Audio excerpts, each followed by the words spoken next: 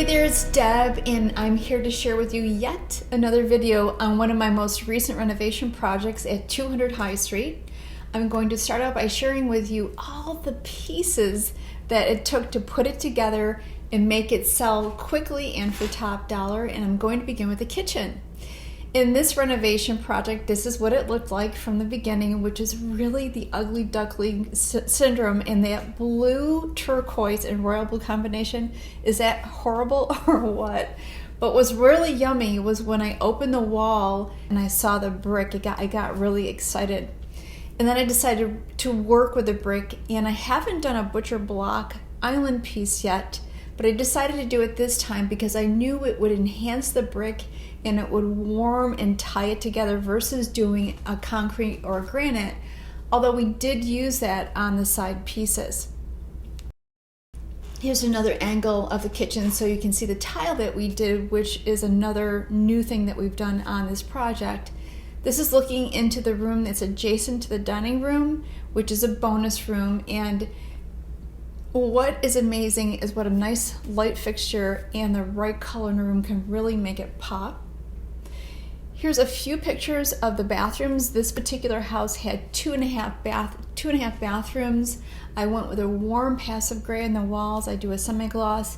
And what I want you to see here is what a difference the right fixtures make and the staging colors. Now we're going to go into the family room, and there wasn't a lot to do in the family room. These were big spaces. The walls were in good shape. I used my yummy vanilla on the walls, and again I used staging pieces, and that's what always makes these rooms pop.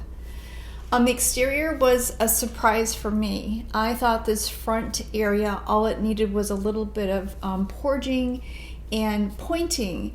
And what we discovered was when we started doing that, it collapsed. So we had to rebuild the front, which was an additional $2,000, but I had budgeted for it. Now we're going to be taking a look at the back bonus room, which again was this really amazing, huge space, extra living right off the kitchen, which is nice. We ran heat into the area, and I decided to have some fun back there, which I don't always do because I'm a little conservative, but I decided to put this farmhouse chic paneling on the ceiling and then again tie and draw that pine look into the ceiling area. Here's my new collage or entourage here of staging items that I'm using for the next several flips. And I decided to bring some new colors in this year, which is this dusty pink, which I think is really yummy and lovely. I also found some really neat plates at Pier 1 that are this beautiful French cottage look white with a terracotta trim. And that really ties really well to the butcher block and the pine look that I have that I've pulled through the entire house, that ties to the hardwood floors, the pine trim, the ceiling in the back. And that's what gives a house a decorator look, is when you're able to take colors and elements and tie them together throughout the house. Not a lot, just a little touch here and a little touch there. If you notice in the upstairs bathroom, there's this dusty pink carpet and this dusty pink picture on the wall. And then there's this, again, wooden cup and soap holder, and then wooden shower curtain holders as well. And that's, again, just tying that really warm color together. And if you're going to pop color anywhere in the house, you would choose to do that with your staging. But again, be really, really careful, because this is where you're going to set yourself apart from your competition. And you bring in a high value and you let your clients see, which is my first-time home buyer, your first-time home buyer, that this is how this house could look with a few well-selected items. Many times the buyers ask if I will leave my things behind because they fall in love with the look that I've created.